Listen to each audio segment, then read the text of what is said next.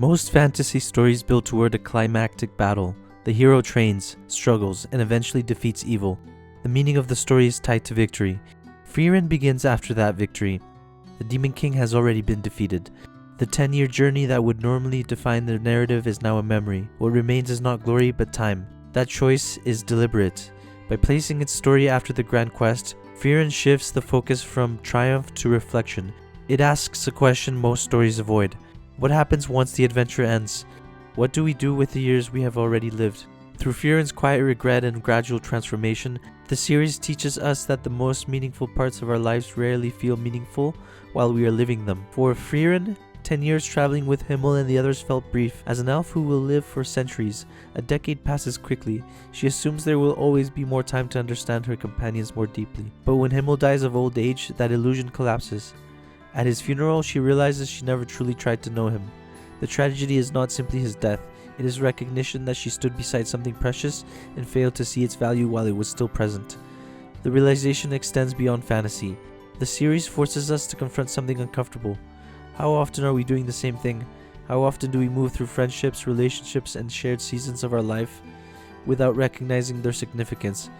We treat ordinary days as placeholders for something greater that will come later, but later is not guaranteed. One of the most powerful lessons in Frieren concerns intimacy. Himmel once tells Frieren that when you know someone for years, you begin to notice their habits and subtleties. True closeness is not built on dramatic confessions, but on small observations. Fern can predict Frieren's dessert choice. She recognizes the precise tone of Hyder's irritated tongue click. These are minor details, yet they represent genuine understanding. To know someone deeply is to pay attention. Frieren's regret is not that she lacked emotion, it is that she lacked attention. She experienced those 10 years without anchoring herself fully to the people beside her. Her long lifespan created emotional distance. Time felt abundant, so urgency disappeared. The show suggests that mortality sharpens love. Humans feel the weight of time because their lives are limited. That limitation compels them to care deeply in the present. Frieren's immortality magnifies a flaw that many of us share, the assumption that there will always be another chance. But Frieren does not remain trapped in regret. After recognizing what she missed, Frieren begins to change how she lives. She retraces the old road not to relive glory, but to reinterpret the memory. Each familiar landscape becomes layered with hindsight. She collects small, seemingly trivial spells not for power, but for engagement. When she admits that she gathers spells so she does not go through life apathetically, she reveals her core struggle, indifference. Even something as simple as waking up early to watch the sunrise becomes symbolic. She once would have slept through it. There would always be another dawn. Now she chooses to witness it. The sunrise itself has not changed. Her awareness has. The series reinforces this transformation through the way memory shapes action. Hyder saves Fern because that is what Himmel would have done.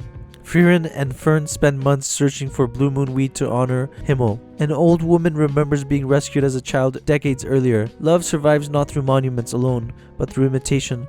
Memory becomes active. In this way, Frieren argues that memory is a form of love. When someone is gone, what remains is not their strength or their victories, but the way they influence how others live. Yet the show pushes the idea further. If memory is love after loss, then attention is love before loss. That is the ultimate lesson Frieren offers. The years we consider ordinary may one day become sacred in hindsight. The small habits of the people beside us may one day be the only fragments left. The most important years of your life will not announce themselves as important. They reveal themselves fully only in retrospect. Frieren challenges us not to wait for hindsight. The story begins after the ending because its real message is not about defeating monsters. It is about noticing the people beside you before they become memories. We cannot relive the past, we cannot rewind missed moments, but we can choose to pay attention now. One day, the years you're casually living now may be the ones you would give anything to return to. The question is not whether you will remember, the question is whether you are noticing while you still can.